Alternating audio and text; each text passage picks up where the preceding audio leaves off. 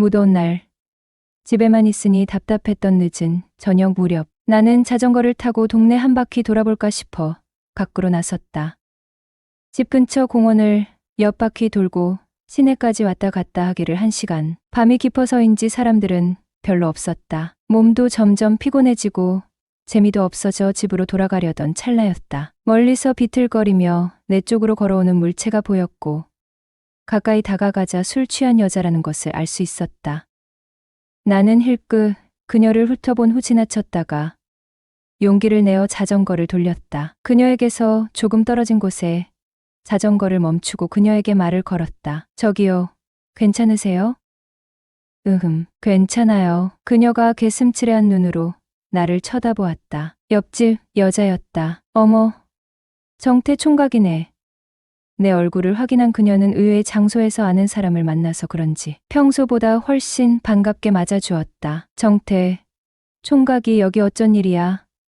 이런 데서 다 보고 술 때문인지 무슨 일이 있었는지 알 수 없었지만 평소 반듯한 모습은 보이지 않았고 약간 흐트러진 모습에 얘게 말투를 귀엽게 하며 여우짓을 하는 것이었다. 정태 총각, 여긴 어쩐 일이야? 혹시 나 데리러 온 건 아니지? 아주머니 술 많이 드신 것 같은데 제가 집까지 바래다 드릴게요. 집이 어디세요? 저쪽 동네야. 그녀는 힘없는 손을 들어 먼 동네를 가리켰다. 평소 그녀를 흠모하고 있었는데 잘하면 오늘 소원 성취할 수 있겠다 싶었다. 괜찮으세요? 나 그렇게 많이 안 취했어. 봐, 정신은 말짱하잖아. 그래도 이런 데를 왜 혼자 걷고 있어요? 인적도 많이 없고 위험한데 오늘은 제가 바래다 드릴게요. 뭐? 내가 볼 땐 정태 씨가 더 위험해 보이는데. 호호, 농담인 거 알지?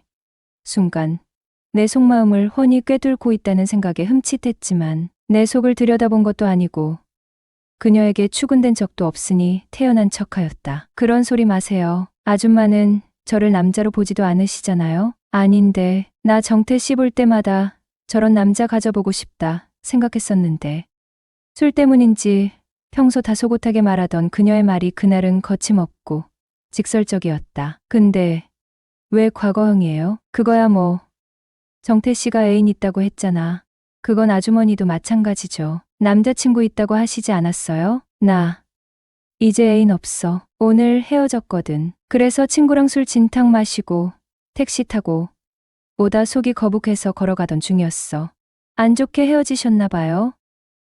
그게 좀 말하기가 그래.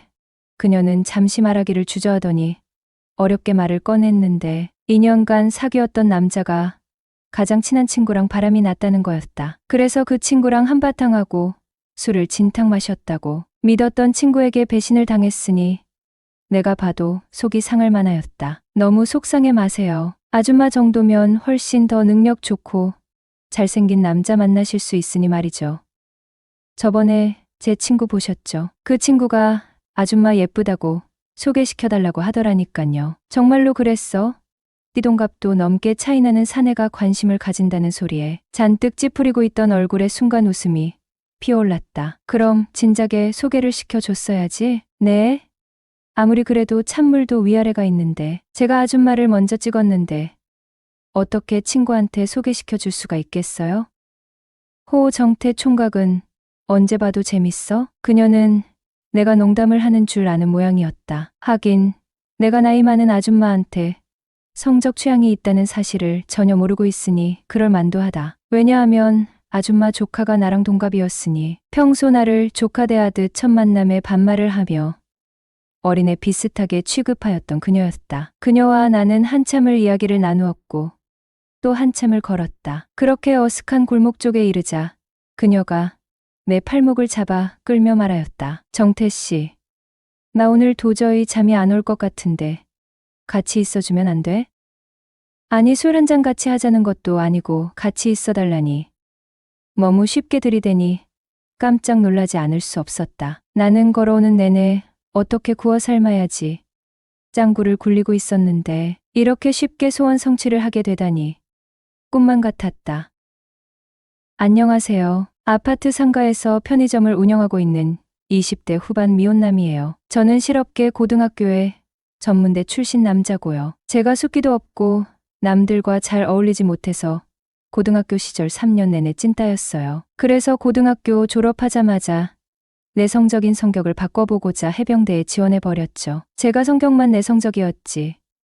키도 크고 체력은 참 좋았거든요. 그래서 학교 다닐 때도 찐따인데 불구하고 저한테 시비 거는 친구들이 하나도 없었어요. 마치 산도적같이 생겼거든요. 그래서 애들이 저한테 덩치는 큰데 착해 빠졌다고 곰탱이라고 불렀을 정도였으니까요. 저는 이남 일녀 중 둘째이고요. 위로 3살 터울 형이 있는데 형은 저와 체격은 비슷한데 성격이 좀 세고 외향적이에요. 그래서 중학교 때부터 친구들 사이에 엄청 잘 나가는 사람이었죠. 그런 형이 찐따 같은 동생을 볼 때면 얼마나 답답했겠어요. 그 형이 저 몰래 부모님과 짜고 해병대에 지원을 하였고 언제까지 그러고 살 거냐며 이번 기회에 눈 딱 감고 군 생활하고 나면 새로운 인생을 살 거라고 형의 말만 듣고 입대를 하였고 고문관 소리는 좀 듣긴 했지만 성격을 많이 바꿔서 나오게 되었죠. 군 제대 후 대학을 다니면서 첫 연애도 하게 되었고 첫 경험도 하였으니 또래 친구들보다는 이성에 눈 뜬 게 많이 늦은 편이었어요. 그리고 대학 졸업 후 정육업체에 취직한 저는 여러 여성들과 교제를 하게 되었고 제 취향이 연상의 여자들과 더 잘 맞는다는 걸 알게 되었죠. 그것도 한두 살 차이가 아니라 기본 10살에서 20살 많은 과부, 아줌마들까지 연상이라고 모두 다 잘 맞았던 건 아니었지만 대체적으로 돌싱녀들과의 만남이 대부분 만족스러웠고 남자 경험이 많은 여자일수록 저와 취향이 잘 맞더라고요. 사실 제가 이렇게 된 이유가 있었죠. 왜냐하면 제 또래 여성들은 절 별로 좋아하질 않더라고요. 제가 재미도 별로 없고 매사 진지한 데다가 덩치는 크고 얼굴은 우락부락하게 생겨서 미팅 사이트나 소개팅을 해도 늘 애프터가 없었죠. 그래서 상처도 많이 받았고요. 그런데 우연히 30대 후반에 회사 아줌마랑 하룻밤을 보내게 되었고 제가 그녀에게 사랑을 듬뿍 받게 된 거예요. 태어나서 엄마 외에 다른 여자한테 사랑받는다는 기분을 느끼게 해준 사람이 그 아줌마가 처음이었고 그 기분이 너무 좋았어요. 순간 생각했죠. 그래, 내가 좋아하는 여자보다 날 좋아해 줄 수 있는 여자를 만나자. 그게 바로 연상녀들이었죠. 또래 여성들에게는 인기가 없는 반면 아줌마들 사이에서는 꽤 인기가 있었거든요. 그래서 아줌마들을 공략하기 시작을 하였고 그게 통하기 시작한 거예요. 살살 건드리니 툭 하고 넘어오는 게 너무 재밌더군요. 그때부터 연애하는 재미에 푹 빠지게 되었고 점점 연상녀를 찾게 된 거지요.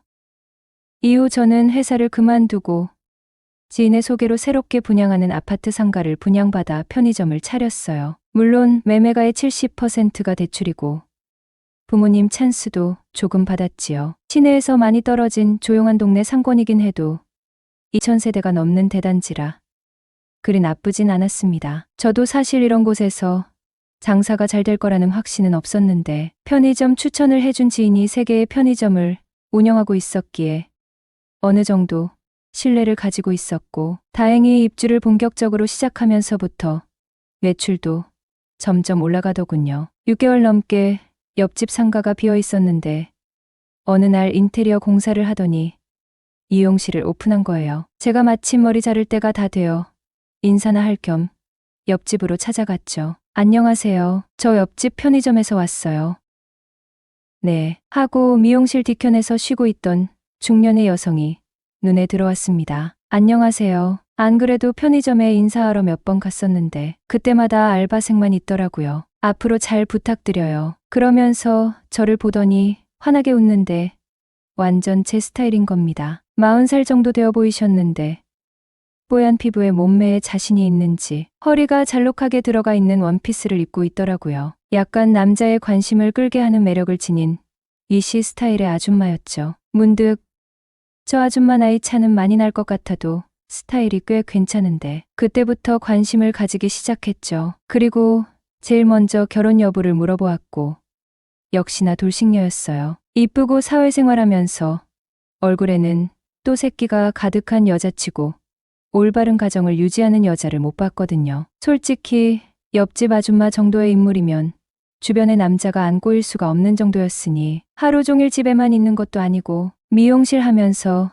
이런 남자, 저런 남자 만나다 보면 껄떡대는 놈도 있을 테고 어찌 한번 잡아뜨려 보려고 수작을 걸 테니 아무리 부부 사이가 좋더라도 언젠가는 틈이 생길 테고 마음 한구석이 텅 빈 느낌이 들면서 언젠가는 사단이 나긴 마련이거든요. 이혼녀란 소리를 듣고부턴 한 달에 2번은 그 미용실을 찾았네요. 얼굴 도장 자주 찍다 보면 정분 날 확률도 높을 테니 말이죠. 근데 사귀는 남자가 있더라고요. 그 남자가 미용실 차릴 때 인테리어 비용을 보태준 것 같은데 암튼 가게 문 닫을 시간에 찾아와서 다정하게 나가는 모습을 몇 번 목격했거든요. 그런데 하루는 옆집 여자가 찾아와서는 저한테 부탁할 게 있다는 겁니다. 총각, 미안한데 잠시만 나 좀 도와줄 수 없을까? 예, 무슨 일이세요? 제가 도와드릴 수 있는 일이라면 도와드려야죠. 나 셀프 인테리어 하는데 혼자서는 도저히 못하겠어. 좀 도와줘. 애인도 있으면서 그걸 왜 나한테 도와달라고 하는 거지? 좀 이상한 기분이 들었지만 저는 아줌마를 따라 미용실로 향했어요. 알고 보니 기다란 줄에 여러 개의 전등이 달려있는 장식을 월트리처럼 벽에다가 꾸미려고 하는데 손이 닿지 않는다며 도와달라는 거였어요. 근데 층고가 높아 아줌마가 원하는 위치에는 의자 위에 올라서야지만 겨우 닿는 위치였는데 의자가 시원찮은 건지 제가 균형 감각이 없는 건지 자꾸 흔들려서 똑바로 서 있기가 힘든 거예요. 옆에서 지켜보던 아줌마가 이대론 위험할 것 같다며 붙잡아 준다더니 고의인지 아닌지 제 앞으로 와서는 양손으로 허리를 딱 붙잡아 주는 겁니다. 아니 이건 또 뭐지? 하필이면 굉장히 민망한 자세가 되어버린 겁니다. 순간 제 가슴이 마구 요동치기 시작하고 설레면서 긴장되고 별의별 생각을 다 하게 되었죠. 이거 혹시 플러팅인가?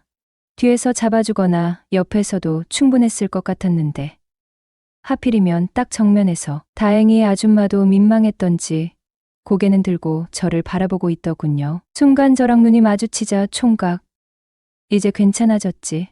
그러는데 무슨 말을 해야 할지 한참 뜸을 들이다 대답을 하였죠. 네, 아주 좋아요. 그녀가 씩 웃더군요. 아무튼 의자를 밟고 서서 아줌마와 그 자세로 한참이나 낑낑대다가 월트리를 성공적으로 설치하였고 전원을 넣는 순간 반짝반짝 불이 켜지자 우리 두 사람은 서로 손뼉을 마주치며 아주 기뻐했어요. 그날 이후 하루 온종일 옆집 여자를 생각하며 앞으로 어떻게 하면 친하게 지낼까 고심하게 되었어요. 하루는 시내에 잠깐 볼일 보고 다녀오는 길에 누군가 나를 향해 손을 흔드는 사람을 보고 급하게 차를 세웠죠. 옆집 아줌마였어요. 어디 다녀오세요? 나 시내 좀 다녀오는 길인데 총각차 지나가는 거 보고 너무 반가워서 나도 모르게 손을 흔들고 말았네. 쉬는 날인데 왜 혼자 다니시고 그러세요? 남자친구분은요? 그 사람 아주 바쁜 사람이야. 눈치를 보니 평범한 사이는 아닌 듯. 내 짐작으론 유부남이거나 엔조이 뭐 그런 사이처럼 보였다. 암튼 아줌마를 차에 태워 잠시지만 이런저런 얘기를 나눴죠. 그나저나 총각은 나 볼 때마다 아줌마, 아줌마 그러는데 내가 그렇게 나이 들어 보여? 아니 그런 게 아니라 어떤 호칭으로 불러야 할지 몰라서요. 아줌마가 제일 편하지 않나요? 아이, 우리가 아예 모르는 사이도 아니고 아줌마 소리 이제 그만하고 내 이름 불러주면 안 될까? 아줌마 소리가 그렇게 듣기 싫으세요? 저는 아줌마 이름도 모르는데 어떻게 이름을 불러요? 내 이름 김옥순이야. 앞으로 옥순 아니면 누나라고 불러줘. 하하하, 많이 친하지도 않은데 어떻게 누나라고 불러요? 그럼 옥순 씨라고 이름을 부르던가. 암튼 아줌마 소린 듣기 싫단 말야. 특히 총각한텐. 난 옥순 씨라고 부르면 거리감 느껴져서 싫은데 이왕 호칭 정리하는 거 앞으로 자기야 라고 부르면 안 될까요? 자기. 자기야. 어때요? 애인도 아닌데 무슨 자기야. 싫으시면 계속해서 아줌마라고 불러야겠네요. 참나. 아줌마 소리 듣는 것보단 차라리 자기야가 낫긴 하겠어. 근데 다른 사람들 앞에선 그렇게 부르면 절대 안 돼. 그럼요. 당연하죠, 옥순 씨. 제 이름은 박정태예요. 앞으로는 옥순 씨도 저를 정태 씨라고 불러주세요. 이런저런 이야기 끝에 그녀의 집 앞까지 도착하니 그녀가 잠시 들렀다가도 된단다. 집에 들어오라고?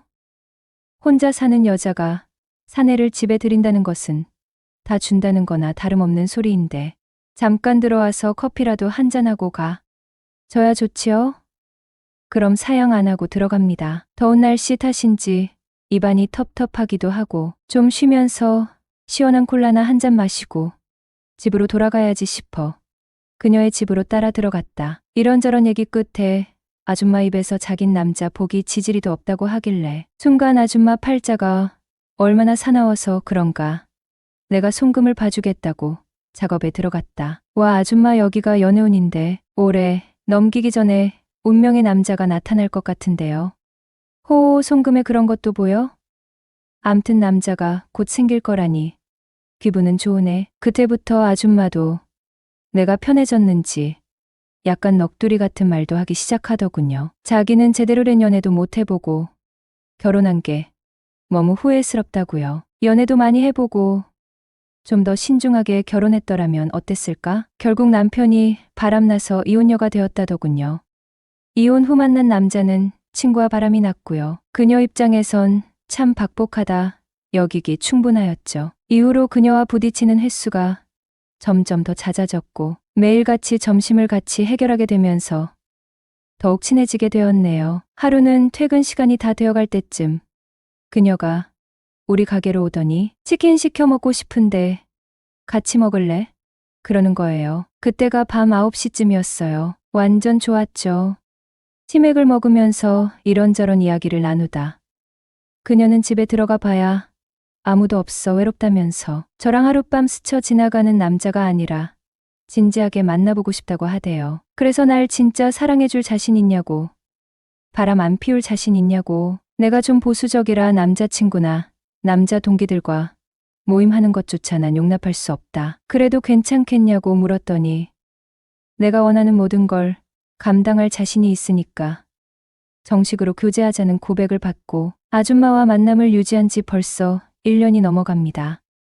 그녀와의 연애는 순탄하게 흘러갔어요. 처음엔 나이 차이 때문에 그리고 주변 시선 때문에 걱정도 많았지만 시간이 지날수록 그런 걱정들은 점점 희미해져 갔죠. 그녀는 내가 그동안 만났던 어떤 여자보다 나를 잘 이해해주고 따뜻하게 감싸 안아주는 사람이었어요. 내가 힘들 때 기댈 수 있는 든든한 언덕이었고 기쁠 때 함께 웃을 수 있는 제게 있어 가장 소중한 사람이 되었습니다. 오늘의 사연 시작합니다. 안녕하세요. 저는 고향에서 올라와 서울에 혼자 자취하고 있는 30대 초반의 남자입니다. 돈도 없고 조금 낡은 연립주택에 월세로 살고 있어요. 얼마나 집이 오래되었는지 다 낡고 시설도 별로지만 가격이 싸다는 이유로 그냥 저냥 살만합니다. 이런 곳에 사는 사람들이 보통은 젊은 사람들이나 근처 업소에서 일하는 사람들이 많이 있습니다.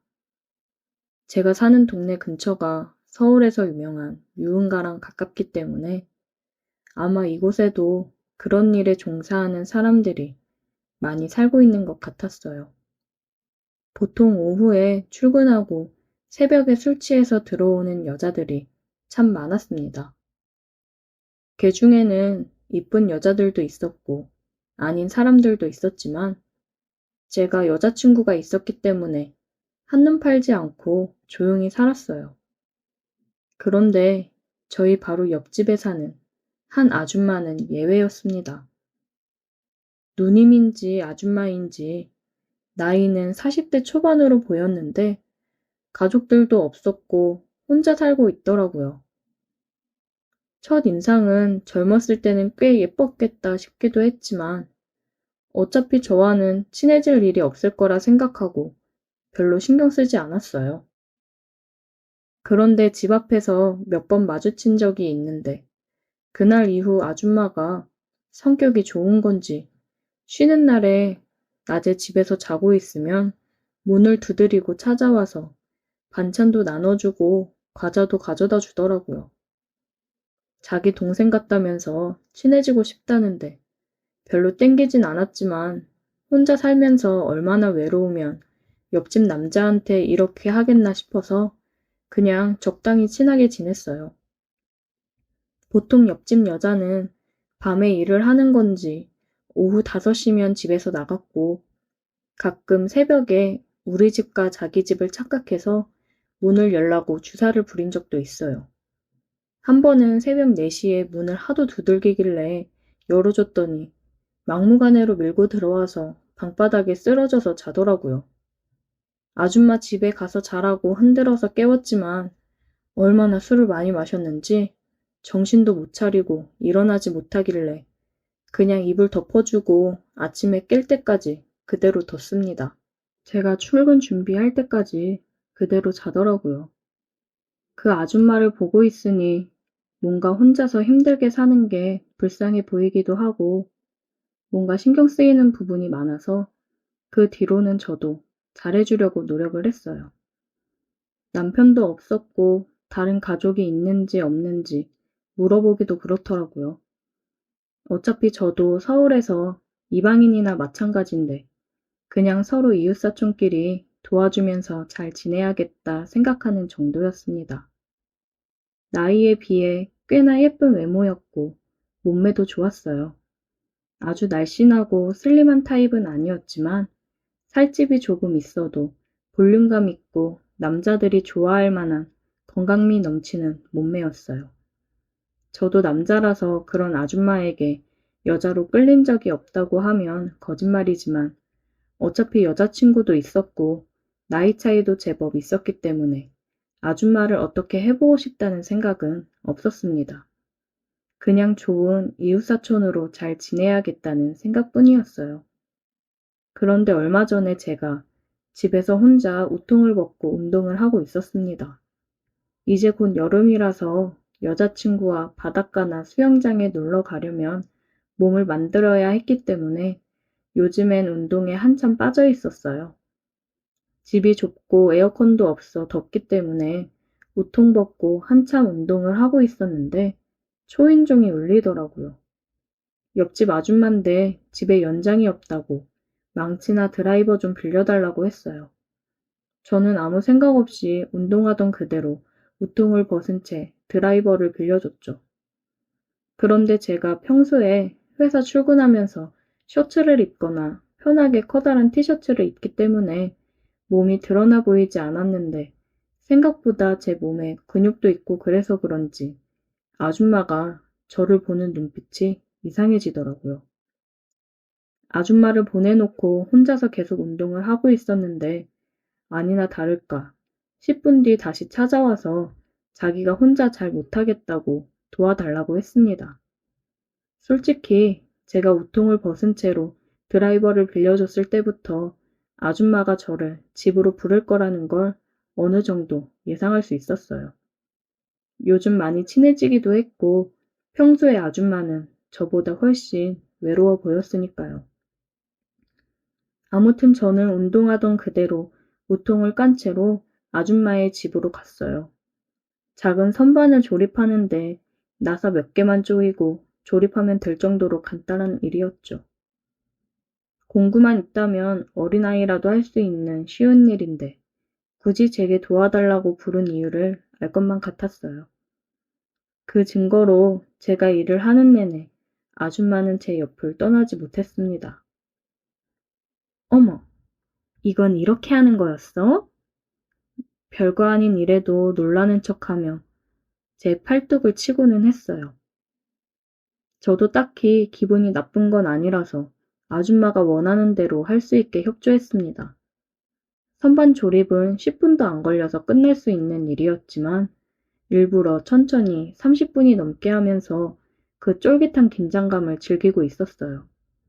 이미 아줌마는 제게 정신을 못 차리는 상황이었고 저는 언제든지 마음만 먹으면 아줌마를 가질 수 있었지만 그렇게 하지는 않았습니다. 그냥 선반 조립만 천천히 다 끝내두고 집으로 돌아와 버렸어요. 워낙 스타일 좋고 예쁜 아줌마라서 한번 같이 놀고 싶은 마음은 있었지만 남자가 너무 쉬우면 재미없으니까 일부러 더 애를 태울 심산이었습니다. 결국 그날 이후로 아줌마는 우리 집에 이런저런 핑계를 대면서 뻔질나게 드나들었습니다. 반찬 나눠 먹자면서 오기도 하고, 어느 날은 과일을 가져오기도 하고, 밤에 잠이 안 온다면서 맥주캔을 들고 집으로 오기도 했어요. 하지만 저는 전혀 쉽게 아줌마에게 응해줄 생각이 없었습니다. 자꾸 애태우고 애태우다 보면 아줌마가 먼저 더 이상 못 참고 달려들 것이 뻔한 상황이었기 때문이에요. 그리고 그때는 그리 오래 걸리지 않았습니다. 그날은 3월이라 아직 아침 저녁으로 쌀쌀할 때였습니다. 쉬는 날인데 여자친구는 본가에 잠깐 갈 일이 있어서 저는 혼자 집에서 편하게 게임도 하고 배달 음식도 시켜 먹으면서 쉬고 있었어요. 평소 같으면 옆집 아줌마가 저녁 같이 먹자고 하거나 산책이라도 같이 나가자면서 귀찮게 했을 텐데 그날따라 조용하더라고요. 이제는 포기했나 싶어서 아쉬워하고 있었는데 결국 그날 밤이 아줌마에게는 결전의 날이었습니다. 저녁 8시가 조금 넘어서 저는 저녁을 먹고 TV를 보고 있었는데 누군가 문을 두드리는 소리에 나가보니 아줌마였어요. 총각, 미안한데 우리 집 보일러가 고장났는지 뜨거운 물이 안 나와. 당장 씻어야 하는데 혹시 샤워 좀 해도 될까? 저는 속으로 이 아줌마가 진짜 작정했구나 싶어서 웃음이 터질 뻔했어요. 하지만 겉으로는 아무것도 모르는 척 하면서 들어와서 씻으라고 했죠. 네, 들어오세요. 저희 집은 뜨거운 물 아주 잘 나와요. 그렇게 밖에서 TV를 보면서 기다리고 있었는데 아줌마가 씻고 나오더니 젖은 머리를 수건으로 대충 묶어 올리고 제 쪽으로 다가왔어요. 총각도 혼자 있으면서 외로울 텐데 어떻게 참는 거야? 딱히 참고 있었던 건 아니었고 저도 이런 날을 기다리고 있었어요. 아줌마가 자존심이고 뭐고 다 내던지고 제게 고백하는 걸요. 요즘 너무 외로워 죽겠다는 말로 시작한 아줌마의 말은 얼마 지나지 않아서 거의 제게 애원하듯 들렸어요. 더는 못 참겠다는 듯이 제게 달려들어서 키스를 퍼부었고 저도 그때는 더 이상 물러서지 않았습니다. 이 정도만 해도 충분히 주도권을 누가 쥐고 있는지 아줌마는 알아들었을 거예요. 내가 얼마나 애가 탔는지 알아? 왜 이리 짓궂어? 아줌마 그런 모습이 귀여워서요. 아줌마는 그동안 오래 참아온 것만큼 그 뒤로 매일같이 우리 집을 드나들었고 정말 그동안 얼마나 외로웠던 건지 저를 가만 놔두질 않았습니다. 근데 그런 아줌마가 싫지는 않았어요. 연륜 있는 아줌마는 어린 여자친구와는 다르게 다른 매력이 있었습니다. 제가 뭘 하지 않아도 저를 충분히 만족시켜 주었어요. 사귀는 사이는 아니지만 여자친구가 없을 때 가까이 두고 즐기기에 아주 좋은 사람이 되었습니다. 지금도 언제든지 전화 한 통만 하면 바로 옆집에서 뛰어올 거예요. 정상적인 관계는 당연히 아니지만 우리 둘만 알면 아무런 문제될 건 없을 거라 생각합니다. 여자친구에게는 물론 비밀이고 아줌마가 질투할 수도 있으니 당분간은 여자친구를 집에 불러오는 일은 하지 말아야겠어요. 언제까지나 이런 즐거운 관계를 서로 유지하려면 조심해야죠. 오늘의 사연 여기까지입니다. 오늘도 들어주셔서 감사해요. 구독, 좋아요, 알림 설정 부탁드려요. 서울 외곽의 조용한 주택가. 이곳에서 53살의 설비기사 민철은 매일같이 낡은 작업복을 입고 살아간다. 그는 고졸 출신으로 평생 보일러와 씨름하며 두 아이를 키워냈다. 아이들은 이제 제각기 삶을 찾아 떠났고 민철은 홀로 남아 조용히 하루하루를 보낸다. 그의 앞집에는 43살의 경민 엄마가 살고 있었다. 서울 명문대를 졸업하고 대기업에서 잠시 일했지만 결혼 후 전업주부로 지내다 바람난 남편과 이혼한 지 2년. 그녀는 아들 경민이를 키우며 새 출발을 꿈꾸는 중이었다. 민철과 경민 엄마는 처음에는 그저 이웃 사이였다. 하지만 민철은 어려움에 처한 그녀를 두고 볼 수 없었다. 경민, 엄마의 고장난 보일러를 수리해주고 집 앞 쓰레기를 치우는 일도 도맡았다. 말없이 베푸는 그의 배려에 경민 엄마는 점차 마음의 빚을 느꼈다. 어느 날 동네 마트, 민철은 작업을 마치고 저녁거리를 사러 들렀다. 늘 보던 낡은 작업복 차림의 그를 본 경민 엄마가 먼저 말을 걸었다. 아저씨, 오늘도 고생 많으셨네요. 민철은 약간 쑥스럽게 웃으며 대답했다. 먹고 살아야죠. 경민 엄마는 요즘 좀 어때요? 글쎄요. 그냥 애 키우고 집안일 하는 게 전부예요. 아저씨 덕분에 그나마 마음이 편하죠. 에이, 별 말씀을요. 제가 할 수 있는 걸 했을 뿐이에요. 짧은 인사가 길어진 대화로 이어졌다. 그날 이후 두 사람은 동네에서 마주칠 때마다 이야기를 나누곤 했다. 민철의 진솔한 말투와 따뜻한 배려는 경민 엄마의 마음에 잔잔한 파동을 일으켰다. 몇 주 뒤, 경민 엄마의 집 싱크대가 고장났다. 민철은 흔쾌히 고쳐주겠다고 했다. 작업을 마치고 나가는 길, 그는 문득 물었다. 경민 엄마, 시간 되면 소주 한잔 하실래요? 그녀는 잠시 망설이다 웃으며 고개를 끄덕였다. 좋아요. 요즘 저도 누군가랑 이야기하고 싶었어요. 동네 포장마차에서 나눈 술 한 잔은 그들의 거리를 훨씬 좁혔다. 경민 엄마는 바람난 남편과의 이혼 이야기를 꺼냈다. 민철은 말없이 고개를 끄덕이며 들어주었다. 그날 밤, 경민 엄마는 속마음을 털어놓은 자신이 민철에게 점점 더 의지하고 있음을 깨달았다. 한 번은 민철이 경민이를 데리고 동네 놀이터에 간 적이 있었다. 멀리서 그 모습을 지켜보던 경민 엄마는 묘한 감정에 휩싸였다. 그는 단순히 이웃이 아니라 자신에게 특별한 존재로 다가오고 있었기 때문이다. 아저씨, 경민이랑 잘 놀아주셔서 감사해요. 경민이가 워낙 잘 따르네요. 아빠 역할은 못해도 삼촌 같은 건 할 수 있을 것 같아요. 그녀는 그의 말에 웃으며 대답했다. 아저씨, 사람은 사람으로 있는다고 했잖아요. 그 사람이 아저씨라면 어떨까요? 민철은 당황했다. 저 같은 사람이요? 저는 고졸의 노가다꾼인데 경민 엄마는 명문대 출신이잖아요. 그런 거 상관없어요. 저는 아저씨가 좋아요. 민철은 잠시 망설였지만 그녀의 진심 어린 눈빛을 보며 고개를 끄덕였다. 저도 경민 엄마를 좋아해요. 그날 이후 두 사람은 비밀스럽게 만남을 이어갔다. 아침 일찍 공원에서 함께 산책하고 경민이가 어린이집에 간 사이 소소한 데이트를 즐겼다. 그들의 관계는 세상 누구도 예상치 못한 사랑이었다. 10살 차이와 다른 환경에도 불구하고 두 사람은 서로의 상처를 보듬으며 새로운 행복을 만들어갔다. 그들은 웃으며 말했다. 누가 우리를 보면 뭐라고 할까요? 뭐라고 하든 상관없죠. 우리 마음이 제일 중요하잖아요. 두 사람의 사랑은 세상에 맞설 만큼 단단해지고 있었다. 안녕하세요. 올해 43살 결혼 13년 차에 이혼한 돌싱녀입니다. 지난 10년간 워킹맘으로 일을 하다 3년 전부터 친구와 작은 사업을 하나 시작했는데 일이 점점 바빠지면서 집안 살림에 소홀해질 수밖에 없었죠. 그런 어느 날 우리 집 건너편 1층에서 보일러 설비 가게를 하시는 아저씨한테 연락이 온 겁니다. 1년 전 우리 집 건물의 보일러를 새로 교체하면서 연락처를 알고 있었던 거죠. 그때 이후 한 번도 연락을 주고 받은 적이 없었는데 갑자기 아저씨한테 연락이 오니 무슨 일인가 싶었던 겁니다. 어머나, 아저씨가 어쩐 일이세요? 한동안 대답을 주저하던 아저씨가 어렵사리 꺼낸 첫 마디가 저기, 경민 엄마 너무 놀라지 말고 들어요. 네, 그리 뜸들이지 말고 말해보세요. 경민 아빠가 아무래도 2층 아가씨랑 그렇고 그런 사이인 것 같아. 보통 사이가 아닌 것 같단 말야.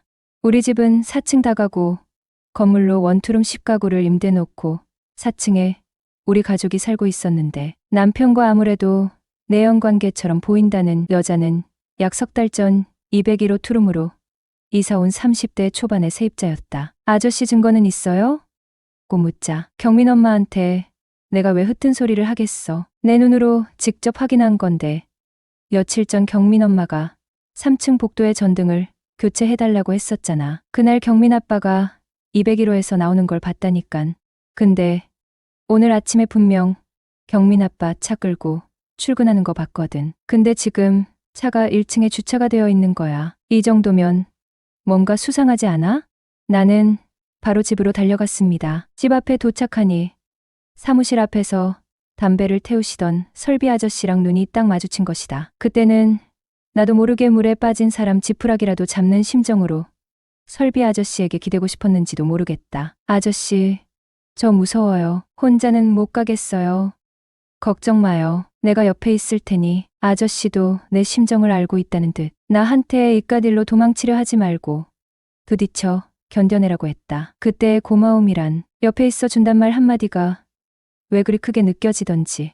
집에 신랑이 없는 걸 확인하고 나서는 아저씨가 1층으로 내려가더니 201호 전기 계량기를 확인하고 와서는 201호에는 분명 사람이 있는 것 같다고 해서 곧장 201호로 쳐들어갔다. 문 앞에서 10여 분 정도 실랑이가 이어졌고 문을 열지 않으면 경찰에 신고한다고 해서야 문이 열렸다. 헐헐, 정말이다. 알고 보니 신랑거래처 사람들과 자주 가던 술집에서 일하는 여자인데 오래전부터 신랑이랑 그렇고 그런 사이였던 모양이다. 니들이 이러고도 사람이야. 한 집에서 뭐 하는 짓이야. 어떻게 나한테 이럴 수가 있어? 여보, 내가 잘못했어. 그러니깐 우리 더 이상 일 크게는 만들지 말자. 당신이 좀 진정해지면 그때 다시 이야기하자면서 그들은 밖으로 나가버렸고 나는 그대로 주저앉자 하염없이 눈물을 흘렸는데 내 어깨를 다독이며 위로해준 사람은 바로 설비 아저씨였다. 밤새도록 뒤척이며 내린 결론은 의외로 간단했습니다. 더는 참지 말자. 이혼하자. 큰 충돌 없이 매듭을 짓기로 했습니다. 조건은 단 하나. 현재 살고 있는 4층 다가구 주택을 받는 것이었죠. 그렇게 13년의 결혼 생활은 막을 내렸습니다. 이혼 후 1년. 오랜 시간 곁에 있던 사람이 사라지니 이상하게도 허전함이 밀려들었습니다. 가끔은 그 시절이 그리워지기까지 했어요. 그렇다고 새로운 시작을 결심하기에는 두려움이 앞섰습니다. 답답한 마음을 달래기 위해 매일 새벽 운동을 위해 공원으로 향했습니다. 공원의 상쾌한 공기가 마음을 조금은 가볍게 만들어 줄 것 같았거든요. 그날도 새벽 운동을 하며 공원의 신선한 공기를 들이마시던 찰나 갑작스러운 소나기가 내렸다. 나무 밑에서 비를 피하던 것도 잠시 더 이상 기다릴 수 없어 집으로 뛰기 시작했다. 그런데 뒤에서 들리는 트럭의 경적 소리. 고개를 돌리니 설비 아저씨가 트럭 안에서 나를 향해 손짓하고 있었다. 경민 엄마, 뭐 하세요? 얼른 타요. 그러다 감기 걸리겠어요.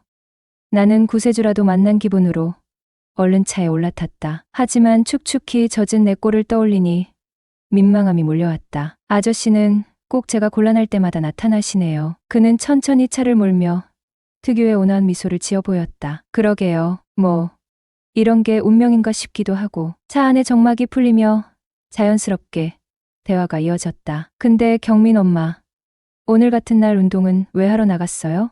그러게요. 집에 나올 때는 비가 안 오더니 이렇게 될 줄 몰랐죠. 하하. 누구나 소나기는 피할 수 없는 법이죠. 그가 무심히 던진 말에 나도 모르게 웃음이 났다. 그러다 그는 갑자기 진지한 얼굴로 말을 이었다. 사실 경민 아빠 일 알게 됐을 때 내가 괜히 얘기했나 후회도 좀 했었어요. 나는 고개를 저으며 말했다. 아니에요. 아저씨, 덕분에 시원하게 끝낼 수 있었어요. 오히려 감사해요. 그렇다면 다행이고요. 이제부터는 행복하게 사세요. 대화는 점점 편안해졌고 나는 호기심에 물었다. 그런데 아저씨는 이 시간에 어디 가세요? 혹시 저 스토킹하신 거 아니죠? 이렇게 나타나는 게 운명이죠. 그는 크게 웃으며 농담으로 받아쳤다. 허허, 내가 경민 엄마 정도면 매일 따라다녀도 후회는 없죠. 그의 예상치 못한 농담에 웃음이 터졌다. 점잖은 줄 알았더니 의외로 이런 말도 잘하시네요.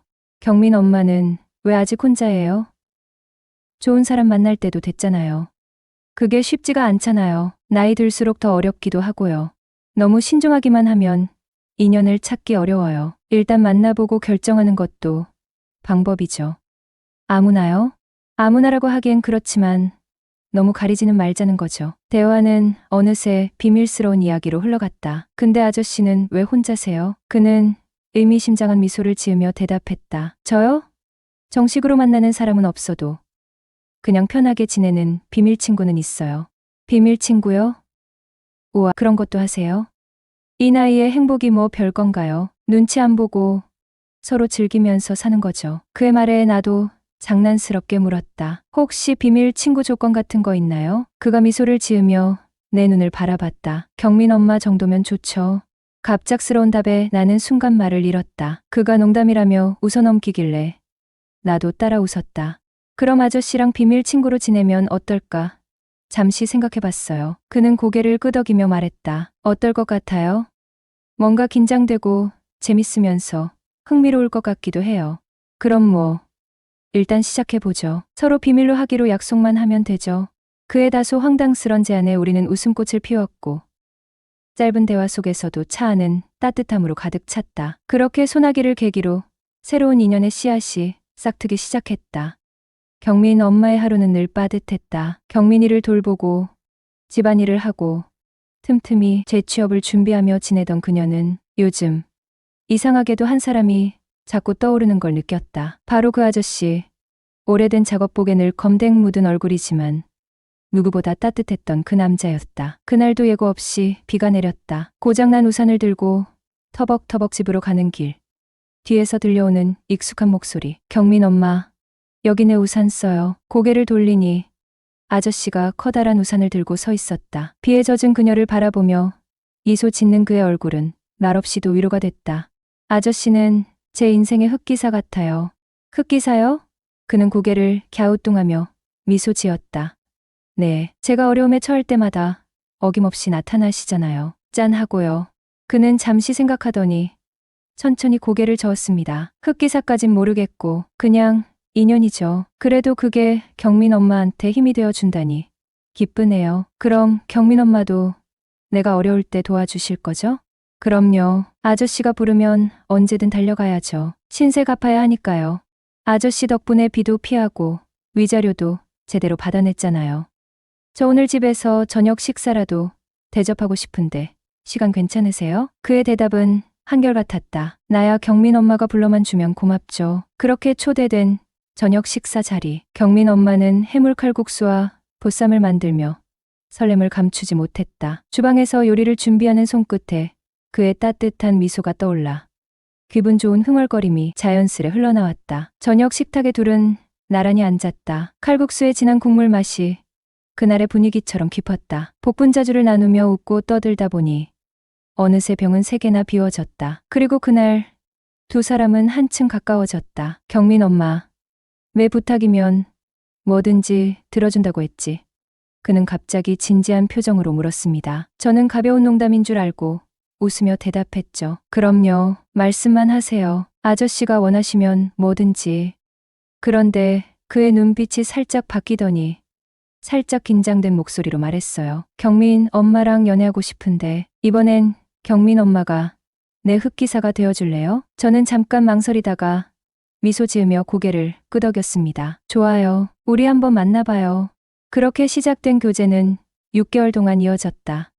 그는 여전히 묵묵히 그녀와 경민이를 돌봐주었고 그녀도 그의 진솔함에 점점 더 빠져들었다. 하지만 모든 것이 순탄치만은 않았다. 어느 날 아저씨가 진지한 얼굴로 말했다. 경민 엄마, 사실 말 못한 게 있어요. 저 옆 동네에 아는 여자가 한 명 더 있어요. 그냥 아는 사이긴 한데 이제 더는 이래선 안 될 것 같아요. 그는 자신의 삶이 혼란스럽다고 했다. 그리고 재혼을 전제로 하지 않는 관계는 더 이상 이어갈 수 없다고. 이렇게 끝내는 게 저도 마음 아프지만 경민 엄마에게 상처 주고 싶지 않아요. 그 말에 그녀는 할 말을 잃었다. 남편과의 이혼 후 첫 번째로 시작된 사랑이었다. 허무하게 끝나기엔 너무 소중했고 너무 아쉬웠다. 하지만 그의 마음을 붙잡을 수는 없었다. 그렇게 두 사람은 헤어졌다. 그와의 이별 후 일주일, 경민 엄마는 여전히 그를 떠올리며 하루하루를 보냈다. 그러던 주말, 갑자기 카톡 알림이 울렸다. 경민 엄마, 오늘 시간 있어요? 설마 다시 만나자고 하는 건 아닐까? 그녀는 긴장된 마음으로 그를 집으로 불렀다. 집에 들어선 그는 어색하게 미소를 지었다. 아무리 생각해도 이렇게 끝나는 건 아닌 것 같아요. 다시 시작할 수 없을까요? 그의 말은 진심이었다. 헤어지고 나서야 그녀가 얼마나 소중한지 깨달았다고 했다. 그녀는 잠시 고민했다. 마음의 상처가 아물기 전이었다. 하지만 그를 보는 순간 자신도 여전히 그를 사랑하고 있다는 사실을 깨달았다. 그래요. 다시 시작해요. 하지만 이번엔 확실히 하자고요. 나도 아저씨도. 그렇게 다시 시작된 연애는 1년 넘게 이어지고 있다. 경민 엄마와 아저씨는 서로의 부족한 점을 채워주며 점점 더 단단해졌다. 그들의 사랑은 누구의 기준에도 얽매이지 않은 그들만의 방식으로 피어나고 있었다. 어느 날 경민 엄마가 물었다. 아저씨, 우리가 처음 만난 날 기억해요? 그럼요. 경민 엄마가 비에 젖어 우산도 없이 걷고 있었잖아요. 그때도 지금도 아저씨가 내 인생에서 가장 따뜻한 우산이에요. 그녀의 말에 아저씨는 수줍게 웃었다. 그의 손에는 이미 작지만 반짝이는 반지가 쥐어져 있었다. 사랑은 끝없는 용서와 익숙해질 수 없는 친밀함의 표현이다. 안녕하세요. 우리 채널 오시기를 환영합니다. 일상생활 중인 평범한 유부녀예요. 저희 부부는 첫 결혼 기념일을 앞두고 있어요. 연애 때처럼 여전히 다정한 남편 덕분에 우리 부부는 연애 시절 분위기로 살고 있죠. 저희 남편은 구급대원이에요. 처음엔 옷에 묻혀온 핏자국에 놀라곤 했는데요. 이제는 그런가 보다 할 정도죠. 사실 직업이 직업이다 보니 여러모로 위험한 상황도 많이 발생해요. 음주운전 교통사고가 발생해서 현장에 출동했을 땐 술에 떡이 된 환자가 몸에 손대지 말라며 난동을 부려서 주먹에 맞아 얼굴에 시퍼런 멍이 든 채 들어오기도 했어요. 가족 입장에서 봤을 때 썩 좋은 직업은 아니죠. 그래도 남편이 어릴 때부터 꿈꾸던 일이기도 하고 힘들고 고돼도 보람있어 하니까 묵묵히 남편 뜻을 따르고 있죠. 남편은 자기 몸도 힘들 텐데 휴일이면 우리 어디 놀러 갈까? 데이트 가고 싶은데 없어? 장모님이랑 같이 공원 가서 점심 먹고 데이트할래? 이러면서 저를 먼저 생각해줘요. 평소에 같이 있어주지 못했던 시간들을 채워주려고 애쓰는 것 같아서 고마우면서도 많이 안쓰러워요. 그래서 저는 웬만하면 남편이 쉴 수 있도록 괜찮다고 거절을 하는 편이죠. 남편은 저 외에도 챙기는 사람이 하나 더 있어요. 바로 제 친정 엄마죠. 엄마는 저희 옆동에 살고 계세요. 제가 결혼하면서 집을 나가게 돼서 지금은 혼자 살고 계시죠. 사실 결혼 앞두고 엄마 혼자 남기고 집을 나오는 게 너무 걱정되었어요. 뉴스를 보면 독거노인 고독사에 대한 기사가 많잖아요. 그런 뉴스를 볼 때마다 우리 엄마도 그렇게 되면 어떡하나 걱정을 많이 했죠. 그런데 남편이 먼저 저희 엄마를 모시고 살면 어떻겠냐고 하는 거예요. 미안해서 말 못 꺼내고 있었는데 먼저 얘기를 꺼내준 남편이 정말 고맙더라고요. 하지만 엄마의 반대로 무산이 되었죠. 딸 내외 신혼까지 빼앗을 생각은 없다시며 단호하게 거절하셨어요. 그래서 친정 근처에 신혼집을 마련하는 선에서 타협을 했죠. 그래도 저는 걱정이 됐어요. 근처라고는 해도 혼자 지내는 건 마찬가지잖아요. 이런 제 마음을 어떻게 알았는지 남편은 적적해 하실 엄마를 위해 말티즈를 선물로 사드렸어요. 처음엔 강아지를 보시고는 잘 키울 수 있을까 걱정하던 엄마는 이젠 딸처럼 금이야 오기야 키우고 계세요. 이쯤 되면 사위 사랑은 장모가 아니라 장모 사랑은 사위라고 할 만하겠죠. 사실 저와 엄마는 아주 각별한 사이예요. 운 없게도 아름답지 않은 가정사를 겪고 자란 덕분이죠. 엄마와 제가 같이 산 세월은 한 4, 5년 정도 되는 것 같아요. 저는 꽤 풍족한 집에서 외동딸로 태어났어요. 아빠는 할아버지 회사에서 일을 하셨죠. 대표 아들이라서 비교적 젊은 나이임에도 높은 직책을 맡고 계셨고요. 엄마는 결혼하고 1년 뒤 저를 낳았어요. 결혼 전 식당에서 조리사로 일을 하던 엄마는 결혼하고 바로 일을 그만두셨고 이후로는 살림과 육아에 힘쓰며 전업주부로 살게 되었죠. 제가 저희 집안의 첫 아이다 보니 저는 가족들의 사랑을 넘치게 받고 자랄 수 있었어요. 부모님뿐만 아니라 할아버지, 할머니도 첫손녀인 저를 무척이나 아껴주셨거든요. 그러던 어느 날 엄마가 떠나버렸어요. 4살 무렵이었는데 신기하게도 저는 그날의 일을 기억해요. 모르긴 해도 제가 가지고 있는 기억 중 가장 오래된 기억일 거예요. 그날은 여느 날과 마찬가지로 집에서 엄마와 시간을 보내고 있었어요. 다른 게 있다면 엄마의 옷차림이었죠. 평소와 달리 엄마는 외출복 차림으로 식탁 앞에 앉아 있었어요. 엄마는 제게 아침을 먹인 뒤 데리고 나갔죠. 그리곤 대문 밖에 대기해 있던 아빠 차에 올랐어요. 아빠는 운전석에 앉아 있었고 엄마는 절 아는 채 보조석에 앉았어요. 우리 가족을 실은 차는 어딘가를 향해 한참을 달렸어요. 그러다 도착을 했는데 지금 생각해보니 버스터미널이었던 것 같아요. 그곳에서 엄마는 저를 꼭 끌어안고는 말없이 한참을 그러고 있었어요. 엄마 몸이 이상하게 떨리고 있었죠. 나중에 크고 나서야 그때 엄마가 울고 있었다는 걸 알았어요. 희수야, 엄마는 우리 희수를 사랑해. 그러니까 엄마 잊으면 안 돼. 알았지? 그러자 옆에 있던 아빠가 애한테 그런 소리를 뭐하러 하냐며 기억해서 좋을 거 없다고 퉁명스레 말했어요. 엄마는 저를 떼어놓고는 뒷좌석에서 큰 캐리어를 꺼내 도망치듯 가버렸어요. 울면서 엄마를 부르는 저를 뒤로하고 엄마는 그렇게 버스터미널 안으로 사라졌죠. 아빠는 울다 지친 제 몸 위로 안전벨트를 다시 채워주고는 차를 몰아 집으로 돌아왔어요. 그리고 다음날 아침 잠에서 깬 저를 반긴 건 엄마가 아닌 낯선 여자였어요. 예쁘게 화장을 한 여자는 엄마보다 훨씬 어려 보였어요. 아빠는 뭐가 좋은지 웃고 있었어요. 희수야, 인사해.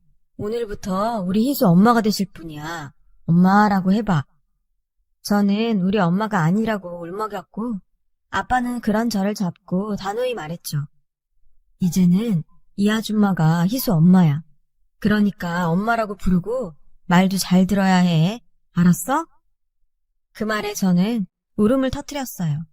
하지만 아빠는 저를 달래주지 않았죠. 그렇게 새엄마와의 생활이 시작됐어요. 새엄마는 나름 엄마 노릇을 한다고 노력했지만 아이를 키워본 적이 없어서 모든 게 서툴었어요.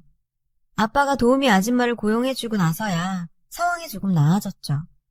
엄마를 찾으며 많이 보챘던 저는 시간이 지나자 이런 상황이 적응이 되었고 언제부턴가 새엄마를 엄마라고 부르게 되었어요. 5살부터 유치원도 다니며 친엄마를 잊기 시작했어요. 제가 7살이 되던 해에 새엄마가 임신을 했고 초등학교 들어가던 해에 동생을 낳았어요. 동생은 남동생이었어요. 아빠랑 할머니가 아들이 나왔다고 많이 좋아하셨습니다. 그런데 굴러들어온 돌이 박힌 돌을 뺀다고 동생이 태어나고부터 저를 대하는 새엄마의 태도가 미묘하게 달라지기 시작하더군요. 정확히 말하면 동생의 첫 돌 이후예요. 어느 순간부터 새엄마는 동생 기저귀 가는 것부터 분유를 타주는 것까지 제게 시켰고 제가 먹은 건 저보고 설거지를 하라고 했어요. 방 청소도 물론이었죠. 말 그대로 못된 계모가 된 거예요. 그 당시 저는 이미 새엄마를 엄마의 존재로 인식하고 같이 살았기 때문에 그런 태도는 정말 충격으로 다가왔어요. 새엄마는 남동생에게는 따뜻한 미소를 짓다가도 제게는 싸늘하게 대했어요. 뭐하고 서 있어? 들어가 숙제해. 공부하든가 할 거 없으면 잠이라도 자. 늘 이렇게 날카롭게 소리를 질러댔어요. 하루는 동생이 너무 울길래 배가 고픈가 싶어서 이유식을 찾았는데 새엄마가 득달같이 달려와서 버럭 질러댔어요. 지금 뭐 하는 거야? 우리 애한테 아무거나 먹이려고? 그러다 내 아들 탈라면 네가 책임질 거야? 그 순간 깨달았어요. 아, 새엄마는 우리 엄마가 아닌 거구나. 그런 생각이 들자 친엄마가 너무 그립더라고요. 같이 산 시간은 새엄마가 더 길었지만 역시나 내 엄마는 친엄마뿐이었죠. 이런 일들은 아빠한테는 말할 수가 없었어요. 아빠는 회사 일로 바쁜 데다 무엇보다 새엄마는 아빠 앞에서만큼은 제게 천사 같은 엄마로 변했거든요. 아빠가 남동생에게 빠져있기도 했고요. 내가 결혼은 잘했지. 당신처럼 애들 잘 돌봐주는 사람이 어딨어? 아빠는 새엄마의 본 모습을 몰랐거든요.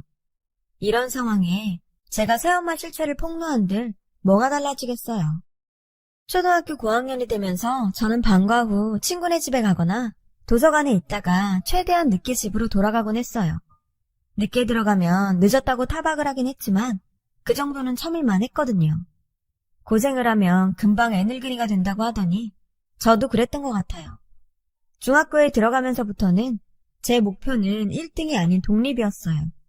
정확히는 새엄마한테서 벗어나는 거였죠. 아빠는 새엄마처럼 저를 괴롭히지는 않았지만 점점 제게 무관심했어요. 떠난 아내가 남기고 간 딸보다는 사랑하는 현재의 아내가 낳은 아들이 더 소중했겠죠. 명절이나 가족 행사 때 친가에 가면 할머니, 할아버지도 마찬가지였어요. 무관심이 더 아프다고 하잖아요. 그런데 저는 새엄마한테 너무 들볶여서 그런지 차라리 무관심한 게 낫더라고요. 독립을 하겠다는 목표로 공부를 하니까 성적이 쭉쭉 오르더라고요. 물론 제 성적에 관심 있는 사람은 아무도 없었지만요. 아빠는 단 한 번도 성적표 나왔냐는 말조차 하지 않았죠. 고등학교에서도 늘 전교 5% 안에 들었어요.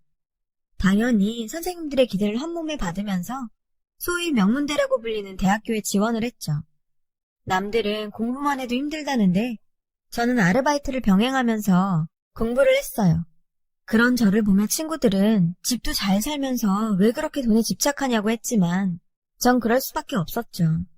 아빠가 다달이 넣어주는 용돈과 명절에 받은 용돈들도 모조리 저금을 했어요.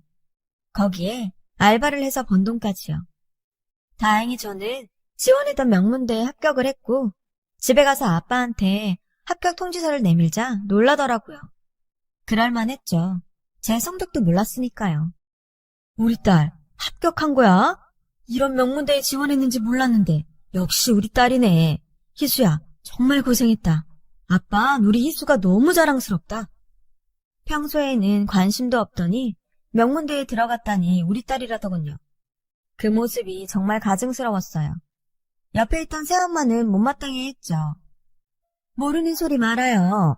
요즘은 4년제 졸업생 취업률이 더 낮다고요. 차라리 기술이나 배워서 취직하는 게 빠르지. 명문대는 무슨. 부러우면 지는 거란 말처럼 새엄마는 절대 지지 않으려 부럽지 않은 척을 해댔어요. 아빠, 저 기숙사 신청했어요. 안 되면 자취라도 할 생각이에요. 그래? 그런 거라면 걱정 마. 딸이 공부한다는데 이 아빠가 그 정도 못 해주겠니? 얼마든 말만 해. 아빠는 신이 나서 뭐든 다 해줄 것 같았어요. 기숙사 추첨에서 떨어진 저는 대학가 원룸에서 자취를 시작했어요. 학교가 본가랑 거리가 있다 보니 보기 싫은 인간들도 안 봐도 돼서 좋더라고요. 공부나 시험 핑계로 집에 안 가도 되니 제게는 이보다 좋을 수가 없었죠. 학교 생활은 꽤 즐거웠어요. 2학년 무렵 친구한테 소개받은 남자와 연애도 시작했고요. 그 사람이 바로 지금의 제 남편이에요. 남편은 동기 친오빠의 친구였어요. 저보다 연상이고 당시 막 구급대원이 된 사회 초년생이었죠. 주변에 의지할 사람이 없었던 저는 남자친구에게 많이 의지했어요. 든든한 오빠 같았거든요. 사귄 지 2년쯤 되던 어느 날이었어요. 남자친구 퇴근에 맞춰서 남자친구 일터로 가고 있었는데 문자가 왔어요. 남자친구가 보낸 문자였죠. 급한 일이 생겨서 그러는데 조금 기다려줄 수 있어? 저는 그러겠다고 하고 근처 카페에 있겠다고 했어요. 카페에 앉아 남자친구를 기다리는데 맞은편 빵집에서 남자친구가 나오는 게 보이더라고요. 손에 큰 케이크를 들고 있었죠. 남자친구는 통화를 하며 어딘가로 가더군요. 통화하는 내내 환하게 웃는 게 누가 봐도 의심스러운 상황이었어요. 그 모습을 본 순간 심박수가 빨라졌어요. 그리고 본능적으로 카페에서 나와 남자친구 뒤를 밟기 시작했어요. 들키지 않으려고 나름 조심하며 뒤를 쫓았어요. 한참을 따라가 보니 슬슬 다리가 아프더라고요. 그렇게 얼마나 갔을까? 둘러보니 낯선 동네에 들어와 있었어요. 혼자 사는 노인들이 많이 사는 쪽방 밀집 지역인 것 같았어요. 주변 집들이 대부분 20년 이상 된 낡은 빌라였죠. 그 순간 남자친구가 어느 빌라로 들어가는 게 보였어요. 저는 조심스럽게 빌라로 들어가 계단 벽에 붙어 귀를 쫑긋 세웠어요. 초인종 소리가 들리고 현관문 여는 소리가 들리더라고요. 어머, 들었어요. 정말 그 여자가 너한테 그런 짓을 했어? 네 아빠는 쥐뿔도 관심 없었고? 제게 다그치듯 묻더군요. 제가 고개를 끄덕이자 엄마는 못돼 처먹은 인간 같으냐고. 이럴 줄 알았으면 엄마가 널 데리고 나오는 건데 라고 말하며 울먹였어요. 무슨 소리야? 그럼 내가 엄마랑 같이 살 수도 있었다는 거야? 엄마는 고개를 끄덕였어요. 다 얘기해줄게. 일단 집으로 들어가자. 남자친구가 저를 잡아 끌었어요. 저도 못 이기는 척 집 안으로 들어갔죠. 방 2개짜리 작은 집이었어요. 자리에 앉자 엄마는 제가 모르던 지난날의 이야기를 들려주었어요. 이혼을 하게 된 이유와 과정을요. 네 아빠랑 그 여자의 외도 사실을 알게 된 건 내가 네 아빠 회사에 도시락을 가져다 주러 갔을 때였어. 너무 웃긴 게 직원들도 다 알고 있더라. 네 아빤 부끄러움도 모르는 사람이었어. 회사 내에서 지위가 있으니 대놓고 뭐라는 사람도 없었고 말이야. 회사 사람들이 나를 보던 그 치근한 눈빛들이 아직도 기억나. 비록 내가 고아에 가진 것도 없었지만 자존심은 있어서 네 아빠한테 이혼을 요구했어. 기다렸다는 듯이 그러자고 하더라. 대신 넌 못 준다면서. 내가 바람난 아빠 밑에서 내 딸을 살게 할 수는 없다고 하니까 그러더라. 이혼하면 무슨 능력으로 애를 키우고 가르칠 거냐고 하는데 그 말에 흔들렸어. 양육권만 넘기면 널 평생 공주처럼 키울 거라고 그러더라. 널 위해서라도 그러는 편이 낫겠다 싶었어.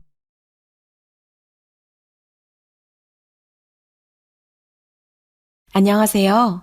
우리 채널 오시기를 환영합니다. 그런데 그게 다 계략이었어. 회사 이미지 때문에 자기가 양육권을 가져가야 했던 것 같아. 나는 그것도 모르고 엄마로서 네가 경제적으로 풍족한 집안에서 자라는 게 좋다고 판단했던 거고. 그래서 그렇게 떠난 거야. 이혼한 뒤 엄마는 여기저기를 떠돌며 닥치는 대로 일을 하며 살다가 지금은 이곳에서 동네 상가 청소를 하고 있다고 했어요. 전 지금까지 저만 힘들게 살았다고 생각했는데 엄마가 살아온 그간의 삶은 너무도 비참했어요. 얘기를 듣고 나니 엄마가 너무 가여워서 그대로 엄마를 끌어안고 엉엉 울었어요. 엄마도 같이 우셨죠. 그동안 엄마와 내 인생을 갈갈이 찢어놓은 아빠와 그 상간녀를 도저히 용서할 수 없었어요. 엄마, 내가 미안해. 난 엄마가 엄마 행복 찾아서 날 버렸다고 생각했어.